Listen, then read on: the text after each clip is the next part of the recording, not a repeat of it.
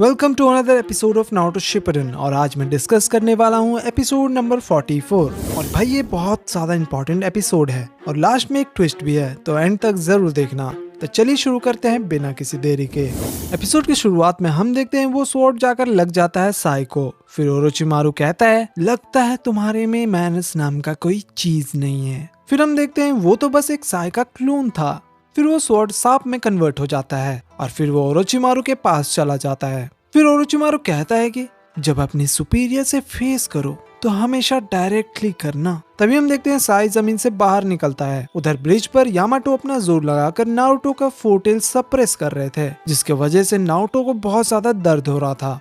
Finally कुछ देर कोशिश करने के बाद यामाटो कामयाब हो जाते हैं और फोर्टेल का चाकरा कंट्रोल में आ जाता है। फिर वहाँ पर जो पिलर लगे थे उनको हटा देते हैं। तभी हम देखते हैं नारुतो वहाँ जमीन पर गिर जाता है। ये देखकर साकुरा उसके तरफ दौड़ने लगती है और चिल्लाती है नारुतो। उधर हम देखते हैं साई जमीन से बाहर निकलता है। फिर ओरोचिमारू कहता है कि तो ठीक है अब बोलो। तब साई कहता है कि सच तो ये है कि मेरे मास्टर डांजो आपसे बहुत पहले ही मिलना चाहते थे, जब आपने लीफ विलेज को डिस्ट्रॉय कर दिया था। वहीं पेड़ के पीछे यामाटो छुपकर दोनों को देख रहे थे। फिर हम ब्रिज पे देखते हैं नारुतो को साकुरा अपने मेडिकल निंजा से ठीक करने की कोशिश कर रही थी और मन में सोचती है कि नारुतो बहुत धीरे धीरे हील हो रहा है, लेकिन पहले काफी तेजी से हील होता था। फिर यामाटो को मास्टर जिराया का वो बात याद आता है कि जब नारुतो फोर्टेल में कन्वर्ट होता है तो फोर्टेल का चाकरा नारुतो को हार्म करता है। फिर प्रेजेंट में यामाटो सोचते हैं कि मुझे नहीं पता था कि फोर्टेल इतना ज्यादा पावरफुल होगा। तभी साकुरा पूरा जोर लगाकर नारुतो को हील कर रही थी, लेकिन तभी उसका घाव भी दर्द करने लगता है जो फोर्टेल का अटैक से लगा था। लेकिन फिर भी साकुरा नारुतो को ठीक कर रही थी। फिर साकुरा कहती है कि कैप्टन यामाटो आपने जो जुत्सु यूज किया अभी नारुतो के ऊपर, क्या आप मुझे वो सिखा सकते हो? फिर यामाटो कहते हैं कि ये पॉसिबल नहीं है, वो जुत्सु सिर्फ और सिर्फ मैं ही कर सकता हूँ, क्योंकि मेरे अंदर फर्स्ट होकागे का डीएनए है। हालांकि मैं भी एक एक्सपेरिमेंट हूँ, लेकिन फिर भी मैं ये जुत्सु कर सकता हूँ। जो नेकलेस नारुतो के गर्दन में है वो फर्स्ट होकागे का चाकरा क्रिस्टल है, जो सिर्फ उनके चाकरा से रिस्पॉन्ड करता है। इससे वो किसी भी जिंजूरिकी को कंट्रोल कर सकते थे। इसी क्वालिटी की वजह से उन्हें फर्स्ट होकागे सेलेक्ट किया गया था और यही एक रीजन है कि मैं तुम लोगों का कमांडर चुना गया। फिर हम देखते हैं नारुतो बहुत जोर से सांस ले रहा था। फिर साकुरा कहती है कि हमेशा ऐसा ही होता है, मैं हमेशा कुछ नहीं कर पाती नारुतो के लिए। फिर यामाटो कहता है कि ऐसा नहीं है, तुम कितना ज्यादा उसका केयर करती हो वो ज्यादा इम्पोर्टेंट है, जो मैं देखकर समझ गया साकुरा। तभी हम देखते हैं नारुतो को होश आ जाता है और कहता है साकुरा। फिर वो उठ जाता है और साकुरा उसे देखकर बहुत खुश होती है। फिर नारुतो कहता है कि मुझे कुछ याद नहीं आ रहा, मुझे जहाँ तक याद है कि मैं ओरोचिमारू से लड़ रहा था और मैं यहाँ कैसे पहुँच गया। फिर वो साकुरा को देखता है और पूछता है कि क्या हुआ साकुरा, तुम रो क्यों रही हो? साकुरा कहती है कि कुछ नहीं, बस धूल लग गया था।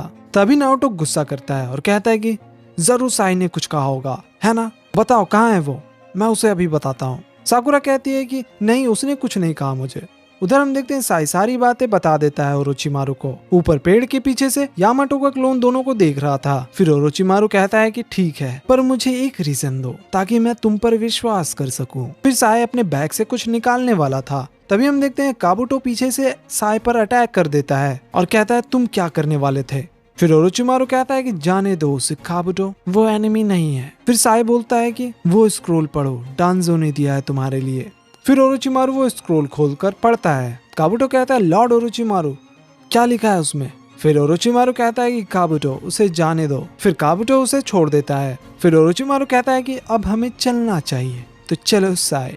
फिर हम देखते हैं तीनों वहां से निकल जाते हैं। ये देखकर यामाटो का क्लोन कहता है कि जिसका मुझे डर था वही हुआ। फिर हम देखते हैं नारुतो उठने की कोशिश कर रहा था। तभी यामाटो का क्लोन रेडियो पे सारी बातें बता देता है और कहता है कि मैं उसका पीछा करने जा रहा हूँ। फिर यामाटो सबको कहते हैं कि साई ओरोचिमारू के साथ चला गया है, तो अब मेरे पीछे आओ। फिर हम देखते हैं सभी लोग उस जगह पर पहुंच जाते हैं जहाँ पर ओरोचिमारू और नारुतो लड़ रहे थे। जगह को देखकर नारुतो कहता है कि उधर ब्रिज टूटा हुआ था और यहाँ ऐसा लग रहा है कि बैटल हुआ था, कोई बताएगा यहाँ क्या चल रहा है? फिर यामाटो कहते हैं कि तुम्हें सच में नहीं पता यहाँ क्या हुआ था? यामाटो मन में सोचते हैं कि वही हुआ जो मास्टर जिराया ने कहा था कि नारुतो के अंदर से जैसे ही फोर्टेल अपीयर होता है तो उसका माइंड ओवरटेक कर लेता है फोर्टेल। फिर नारुतो कहता है कि मैं इतने देर से होश में क्यों नहीं था? साकुरा बताती है कि ओरोचिमारू ने उसे मार दिया था जिससे वो बेहोश हो गया था। नारुतो कहता है कि क्या मजाक कर रही हो? तभी साकुरा को साई का पिक्चर बुक दिखता है और कहती है उसने ये बुक क्यों छोड़ दिया। यामाटो कहते हैं कि यहाँ पर उनका थोड़ा बहुत लड़ाई हुआ था। साकुरा कहती है कि ये सब आपको कैसे पता। यामाटो बताते हैं कि यहाँ मेरा एक क्लोन था, उसने देखा और मुझे सारी बातें रेडियो पे बताता रहा। साकुरा पूछती है कि तो फिर साई का क्या हुआ। यामाटो बताते हैं कि साई ओरोचिमारू से बात कर रहा था। फिर तीनों यहाँ से चले गए। नारुतो कहता है कि कहीं आप ये तो नहीं कह रहे कि साई ने हमें धोखा दे दिया। फिर साकुरा कहती है कि हाँ ऐसा हो सकता है क्योंकि लेडी सुनाडे ने मुझे कुछ बताया था। फिर साकुरा यामाटो से पूछती है कि क्या आपको डांजो के बारे में कुछ पता है। यामाटो कहते हैं कि हाँ मैं जानता हूँ। नारुतो कहता है कि मैंने तो कभी नहीं सुना इसके बारे में। यामाटो बताते हैं कि वो भी होकागे बनना चाहता था, इसलिए वो हमेशा थर्ड होकागे के खिलाफ रहता था। तो ये पॉसिबल है कि साई को कोई मिशन दिया होगा डांजो ने। फिर नारुतो कहता है कि इसका मतलब वो हमें यूज कर रहा था ताकि वो ओरोचिमारू तक पहुंच सके। फिर यामाटो कहते हैं कि अब मुझे समझ आ गया। तो सुनो, मुझे लगता है डांजो लीफ विलेज को बर्बाद करने का प्लानिंग कर रहा है। और ये एपिसोड यहीं पर खत्म हो जाता है। तो मिलते हैं अगले एपिसोड में। अगर आपने चैनल को सब्सक्राइब नहीं किया तो गाइस तुरंत जाकर कर लेना ऐसे अमेजिंग वीडियोस के लिए। तब तक के लिए बाय बाय।